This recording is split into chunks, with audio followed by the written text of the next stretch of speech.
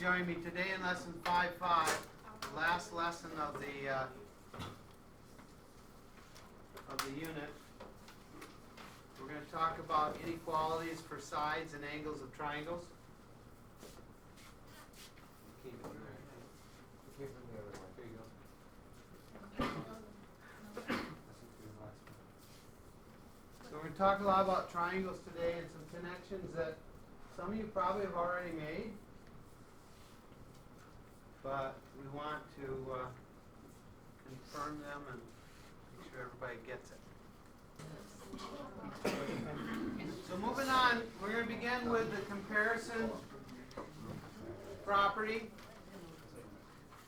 Sorry I didn't have time to convert this to better language. I guess I could. So the comparison property says if A is equal to B plus C and C is greater than 0. So that means C can't be a negative number. Then A has to be a number bigger than B. So in other words, if I'm adding two numbers together, then the answer I get has got to be bigger than both of those numbers if one of them is at least a positive number. Okay? If you're thinking about all positives, it gets really easy to understand, right? If I add up 3 plus 4, then I get 7, and 7 is obviously bigger than 3, and it's obviously bigger than 4, right? This is a basic foundation for some of the things we're going to talk about today with triangles, so we want to make sure we get this before we move on. So any questions on the comparison property? Okay, moving on, and corollary to the triangle exterior angle theorem. Remember what the exterior angle theorem said? Angle 1, measure of angle 1 is equal to what? Remember that? What's that? It's equal to measure of angle 2? Actually, what does 1 and 2 do? They what, John? Yeah, they add up to. He said they make it, I think, but you meant they add up to 180 because they together make this straight angle here, don't they? We add them together, okay? They're actually called a linear pair, but this book doesn't talk much about linear pairs. They use the angle addition postulate to get to 180 every time, okay? But what does angle 1 do compared to these angles? Remember, angle 1 is an exterior angle. Angles 3 and 4 are, remember that R word? Something you probably hold on to every night when you go home and you're done with schoolwork and all your work. You sit down in front of the TV. Remote. And then where are they in the triangle? Interior angles. That's right, they're remote interior angles. So, yeah, I'm sorry. I forgot. The phone would be the first thing you did. But I just assume you never let that down. You always had that. That wasn't something you did after everything else was done. So, what does angle 1 do with angles 3 and 4? What's the connection between those three? Louder, there, Jacob? Angle 3 and 4 add up to angle 1. Nice. That's correct. Angles 3 and 4 add up to the remote interior angles. So,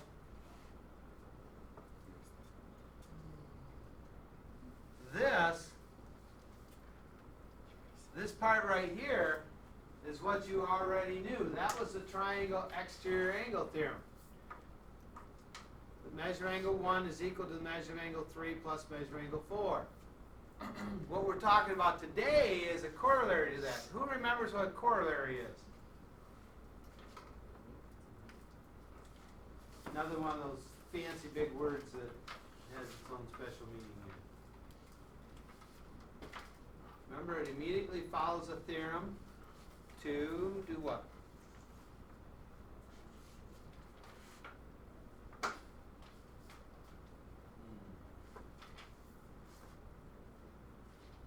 should have told you I was gonna test you on that word, and you would have remembered it better, wouldn't you?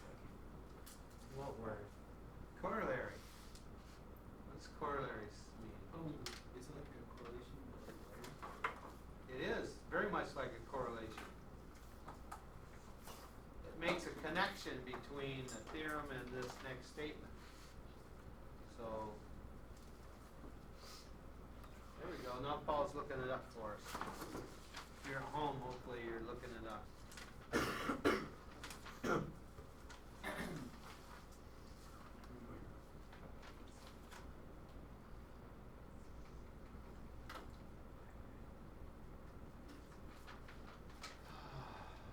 Poor Brandon.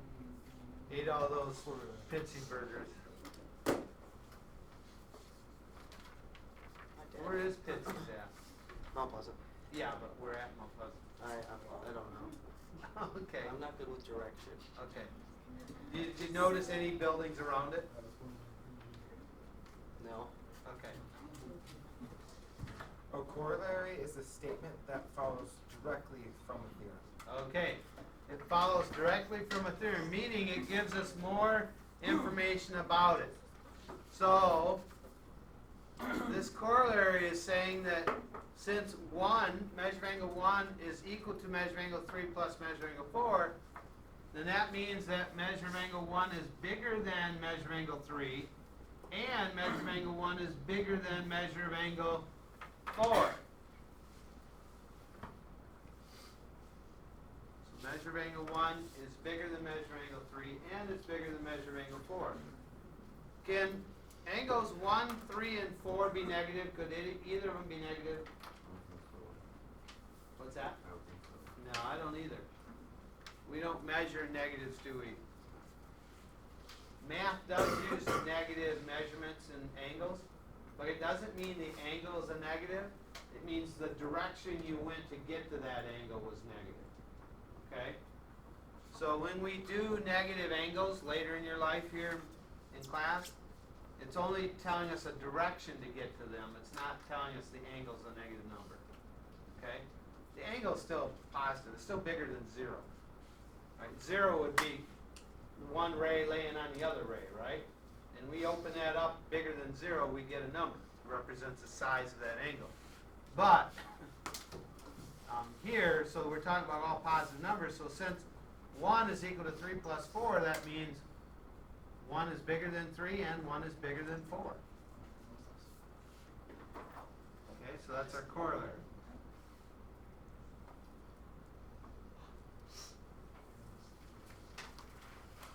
So turning to the page, we have a couple theorems. The first one says if two sides of a triangle are not congruent, then the larger angle lies opposite the larger side. If two sides of a triangle are not congruent, then the larger angle lies opposite the longer side. Same thing. Okay, I'm going to pause this while you copy down. We started without you at home, so pretend everything's cool here. It's nice and loud, Brandon, for those at home can hear. What angle is opposite side AC? AC, that'd be B. Angle B, that's correct. So remember, you take the side and you look across the triangle to the opposite angle. That angle is opposite that side. Okay? So what this is saying is if two sides of a triangle are not congruent, then the longer side will be opposite the larger angle. The larger angle will be opposite the longer side. Okay? Any questions on that? Okay? Well, the next one is not the converse of it, although it seems like you're saying the opposite thing. But remember, the converse actually just switches the hypothesis and the conclusion. This is attacking from the other direction, but it's not the converse. It says if two angles of a triangle are not congruent, then the longer side lies opposite the larger angle. So this time we're talking about the angles, and we're looking at the size of the angles, and we're saying, if I have a triangle and two of the angles I know are different sizes, then the longer side will lie opposite the larger angle. Okay? So, let's just skip down to this picture here.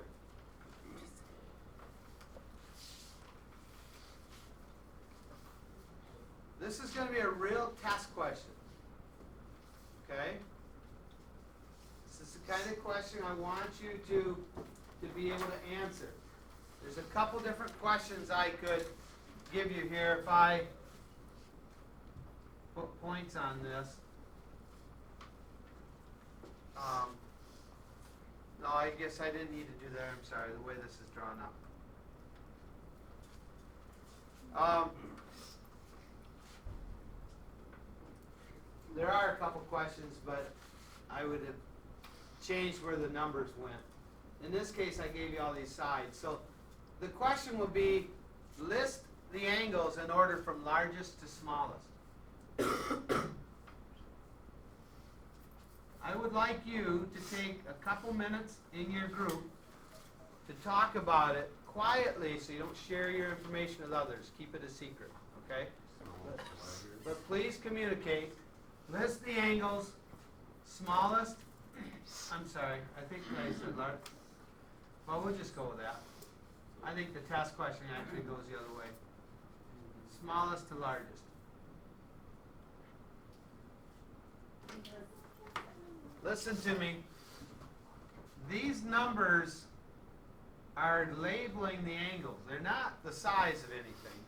They're labels so that we can talk about them. So we have angle 1, angle 2, angle 3, angle 4. Okay?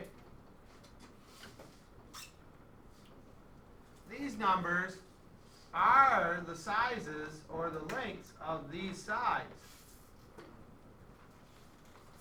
Okay? They are the lengths of those sides. So those numbers are numbers. They are really representing a size. But they're the only numbers up there representing a size. So we want to take what we learned from our corollary to the exterior angle theorem. We want to take that information and then what we just learned about sides and angles opposite, and we want to compare these, okay? So, let's look inside the triangle for a minute. Which side is the longest? The 20. So what's my biggest angle? 3. Which angle is going to be the smallest then? 4. Right? 4 is opposite 9. So inside the triangle. Okay? Now, what do we learn about angle 1? It's outside. That and angle 2 add up to 180. What's that? Go ahead. It's the angle 360, but that's opposite. Oh, okay. Okay. What did we just learn about angles 1, or angle 1? They're what?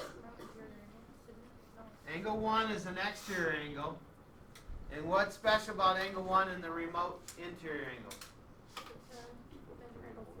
It's equal to 3 plus 4, right?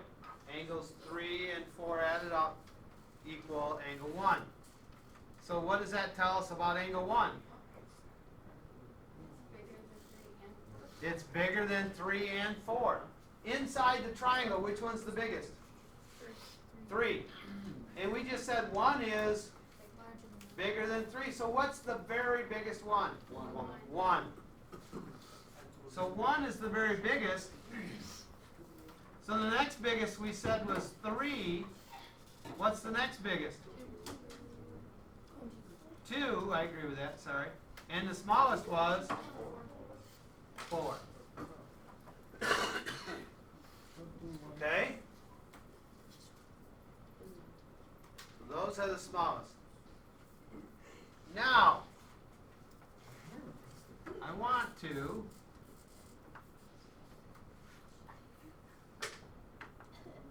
let's make up some new numbers here.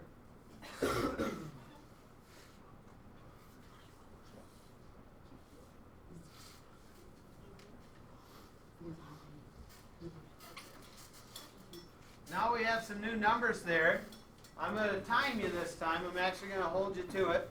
When the clock turns to 31, we're going to give our answers here, wherever we're at. Okay? So, again, list them from smallest to biggest. Okay? Oh!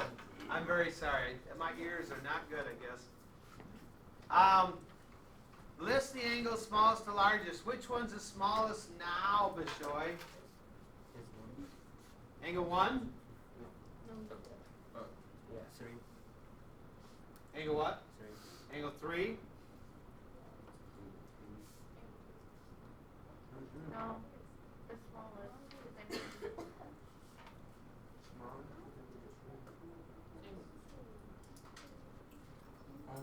Well, we still have this connection, right? 1 is still equal to 3 plus 4. Do you agree with that? So that means that 1 is bigger than 3 and 1 is bigger than 4, right? Yeah. Okay. So inside the triangle, which one's the biggest? 2. Angle 2.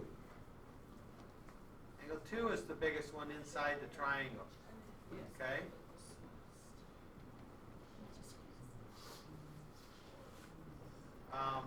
So, I'm going to list what I was thinking, then I'm going to have to think about it a little more to make sure mathematically it's still sound. So, I'm looking at this now as being our biggest angle. Anybody agree with me? Then 1 is the next biggest. And then 3 and 4, between 3 and 4, which one's biggest? 4. 4, and 3 is definitely the smallest. What? What's that? No, actually, in my mind, and I'm going to have to think about it a little bit to see if what I did can be accurate. But in my mind, I was picturing a picture that looked more like this.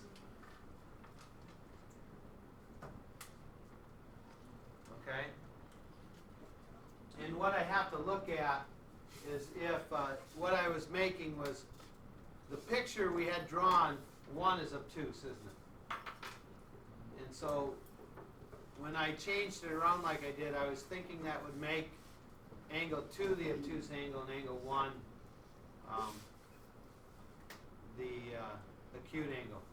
But as I went to ask you which one you got biggest, I started to question myself. So I'm going to have to think about that a little bit to see if it's actually possible to know that for sure. These 3 we know for sure. Well, these 2 we know for sure, and then we know 1 is bigger than both of them. But I'm not positive that I did it right to know that we know anything about 1 and 2. Okay? You still have a scowl. What are you thinking, Myra? Well, you said that 3 and 4 equal 1, right? Yep. Well, 3 and 4. Have to be smaller than 1. Well, yeah, that equals greater than 15, doesn't it? Then why wouldn't 1 be the greatest? Because 15 is not the measure of angle. Yeah, It's the number right. of sides. 15 is the length of that side, which only tells us about. She's saying. Then I'm just confused, and it doesn't matter what I'm saying. Well, you might be right in the fact that I didn't think this through well enough, but we'll talk about some more later. The connection I wanted you to make was between 3, 4, and 1, and then also which side's inside the triangle. So inside the triangle, the biggest angle is 2, because it's opposite the longest side, and then 4, because it's opposite the next longest side, and then 3, because it's opposite the smallest side.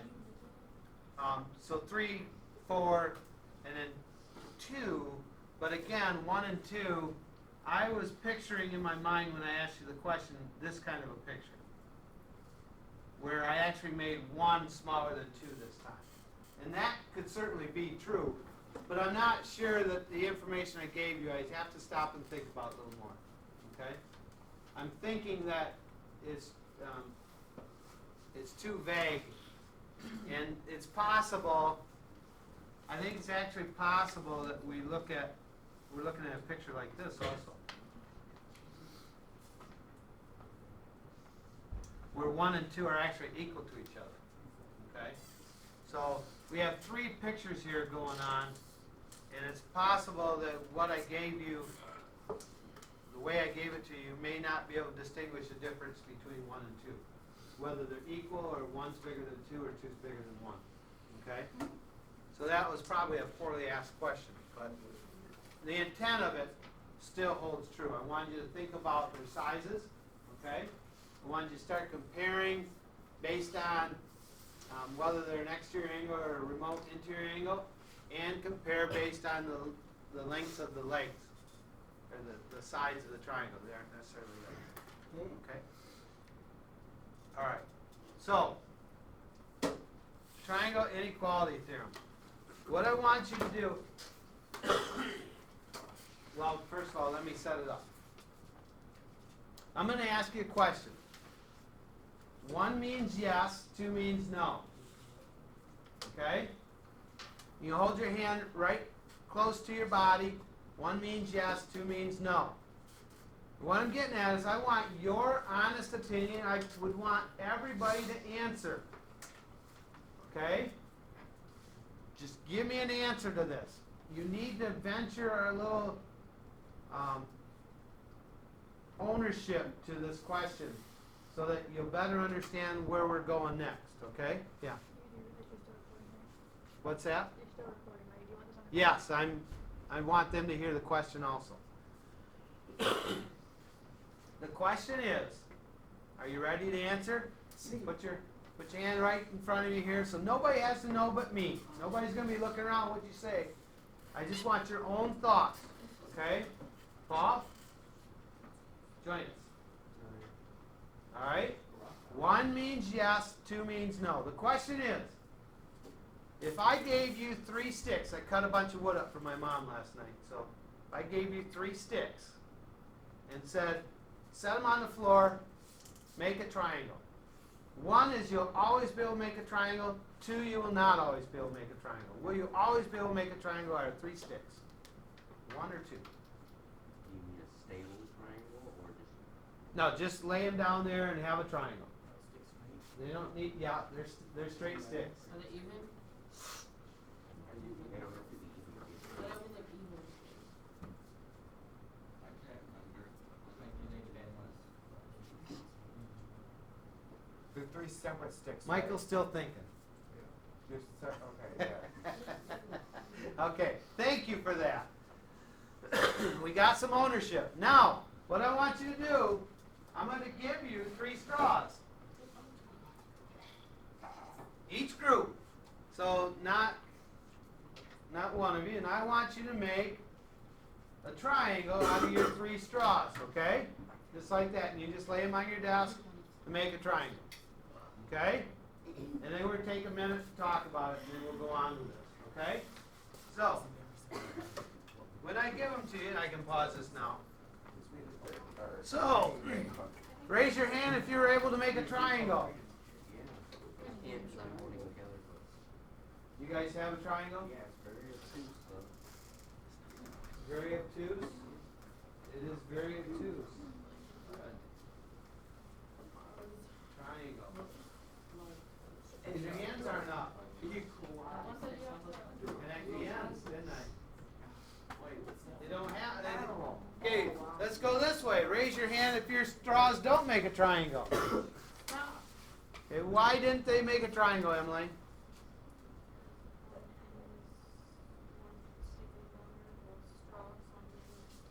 One stick is longer than both straws. Okay? Do you agree with that? Right. That's perfect. What you're saying, one stick is longer than both straws, is exactly what this says. It says that any 2 sides of a triangle must have a sum that is longer than the 3rd side. Any 2 sides of a triangle must have a sum that is longer than the 3rd side. So in other words, If two of the sides aren't longer than the third side, it's not going to work because one of the sides would look like it's too long. Or you might think one of the sides is way too short.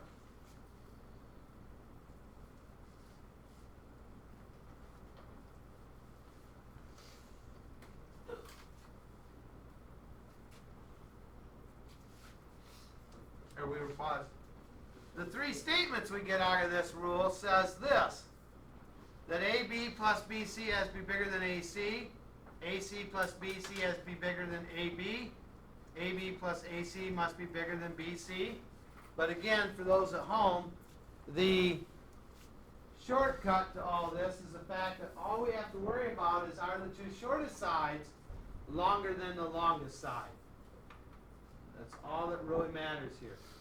And so if you can identify the longest side of the triangle, then we just have to wonder, are the two shortest ones, they add up to be more than that longer one?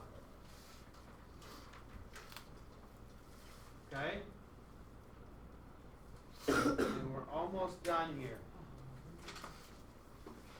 Let me slide this up just a little bit. Two examples of sides of a triangle there.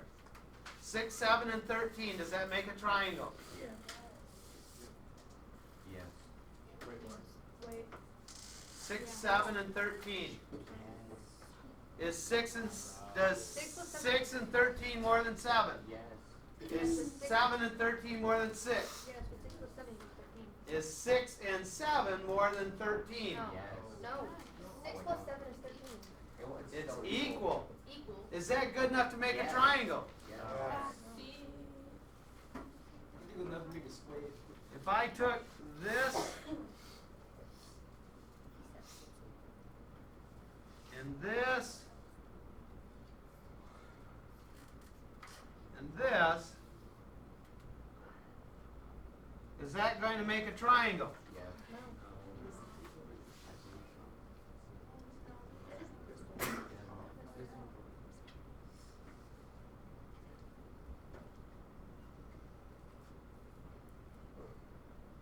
Oh, shucks, it won't let me turn it, which means I might have just changed the length of it.